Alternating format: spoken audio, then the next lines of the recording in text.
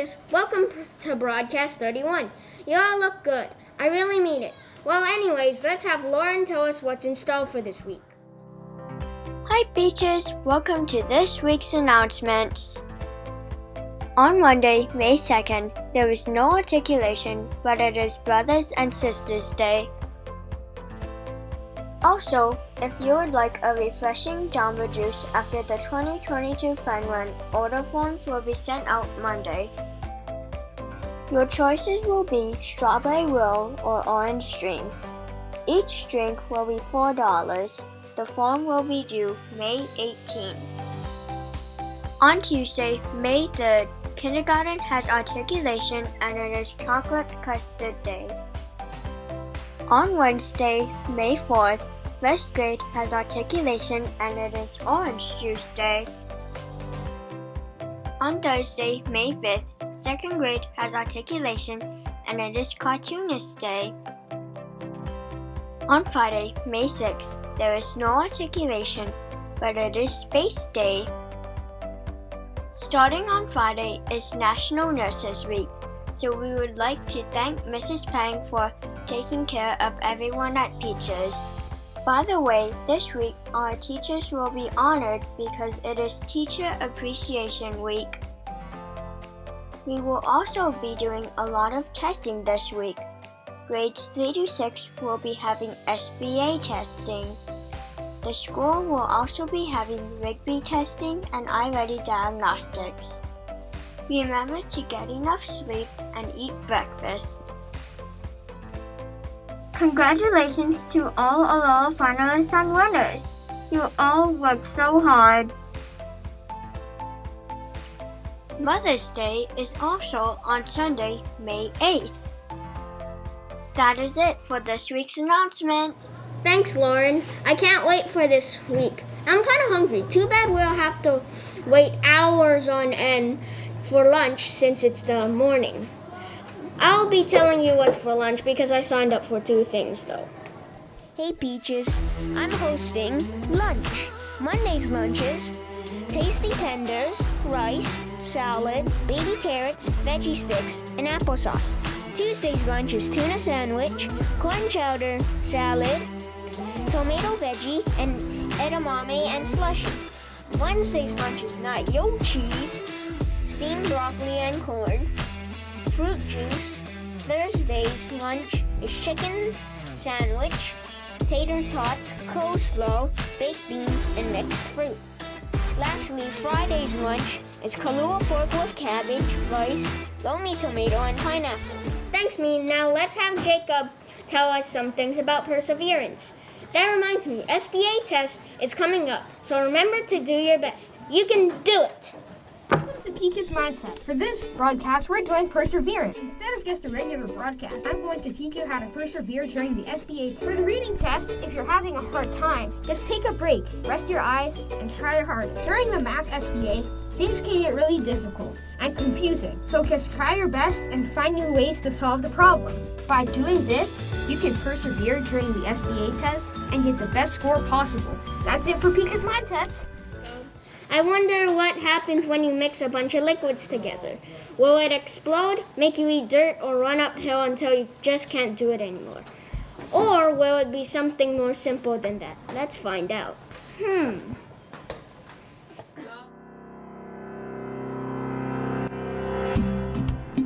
Hey Peaches! What would happen if we got a plastic cup?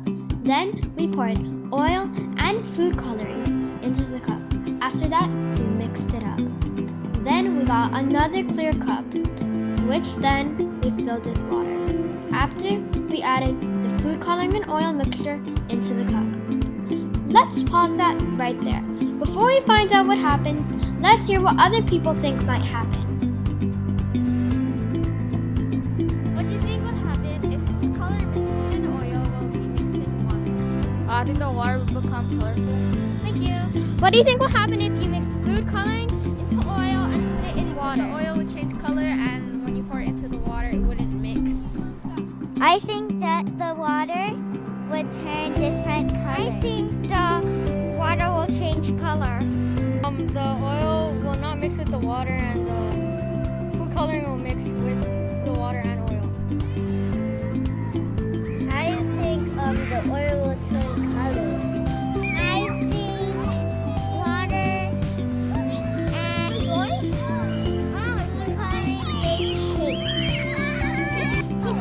I think it will stay the color that it was. Now let's find out what really happens. This is where the food coloring and oil are mixed together. Then the mixture is added to the water. The oil is less dense than the water. That's what causes the oil to flow. The food coloring becomes heavier than the oil. The food coloring starts to push itself through the oil, thus causing the rainbow rain of food coloring.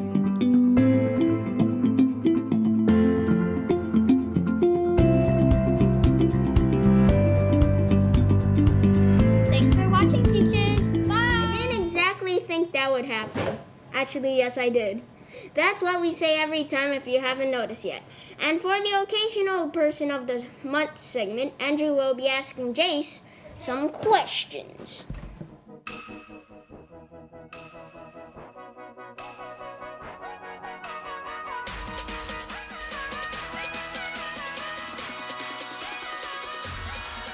Jase, do you like being a student here at PCHES? Yes, I do. And why? Because I like how I get to have snack time here and recess, because we get second recess because... Where do you live, Jase? So when I was younger, I used to live in Pro City, but now I live in Kapolei.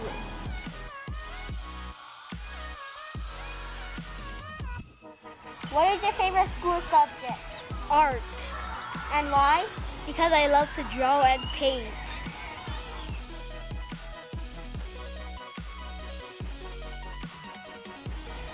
Who's your teacher? Mrs. Marioka. Do you like her? Yes. Why? Because she lets us play bingo sometimes.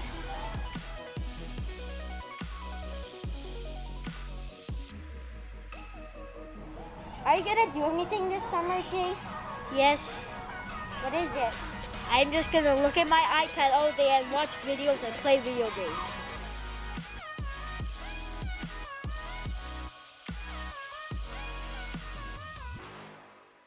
Let's have some productions people tell us about community issues.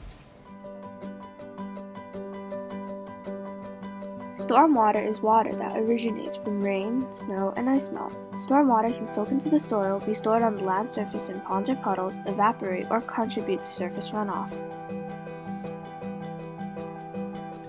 Stormwater has several environmental impacts, such as erosion and pollution. If excess runoff doesn't soak into the ground, it can pick up pollutants such as oil, pesticides, bacteria, and trash before flowing into the storm drains, drainage ditches, and creeks. The polluted stormwater could erode rivers and streams and then contribute waste and debris downstream. The key to solving the problem of stormwater is to stop water from running off your property. There are many easy ways to stop runoff, such as to have trees, rain barrels, or downspouts. You can also reduce stormwater runoff by maintaining your car, cutting down on fertilizers, or you can throw your trash in the garbage. Animals are amazing creatures. They can bring you endless love and joy, but many end up in shelters or abandoned outside in the cold with no food or water.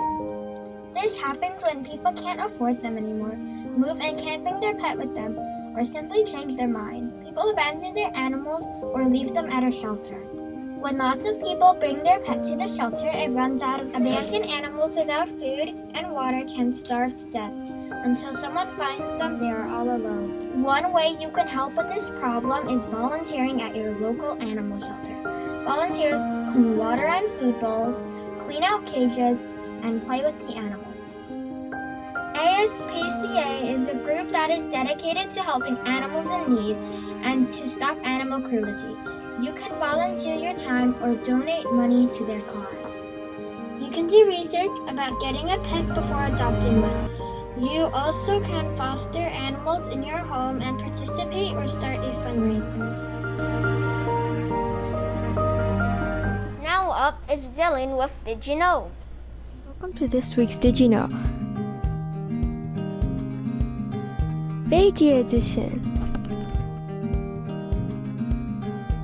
The Beijing is a river dolphin and is also known as the white flag because its dorsal fin resembles a light-colored flag. The Beijing can be blue or gray but has a white underbelly. The Beijing can grow to be 7.5 to 8.5 feet.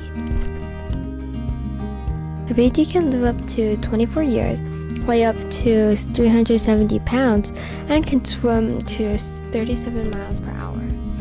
The Beijing is a carnivore and eats yellow catfish, copperfish, and carp. And they can be found in China and live in the Yangtze River. But they're critically endangered because they swim into fishing nets and can't come up to breathe. There are approximately 10 to 0 left in the wild. Thanks, guys. Now let's see what the 5th graders learned about European explorers. Francisco Pizarro was born in 1478 in Trujillo, Spain. He's known for voyaging and discovering parts of Central America. Francisco Pizarro set off on a mission to conquer the Inca Empire in 1530. Francisco Pizarro died on June 6, 1541. Cortez was born in 1485 in Medellin, Spain. He sadly died in 1547. The duration of his life was 62 years. Hernán Cortez's main goal and reason for journey was to look for gold and conquer New Land. He accomplished many things such as conquering the Aztec Empire, and he claimed the land of Mexico for Spain rule. Francisco Coronado was born in Salamanca, Spain in 1510. Ronaldo's expedition reached the San Miguel at Culiacan. Francisco, in 1535, had the chance to discover the New World. Juan Ponce de Leon was born in 1460 in Spain. Juan Ponce de Leon was a Spanish explorer. He led the first official exploration to Florida. Juan was in search of the fountain of youth but could not find it. In July 1521, Ponce de Leon died to attack from the Native Americans while sailing back to colonize the region.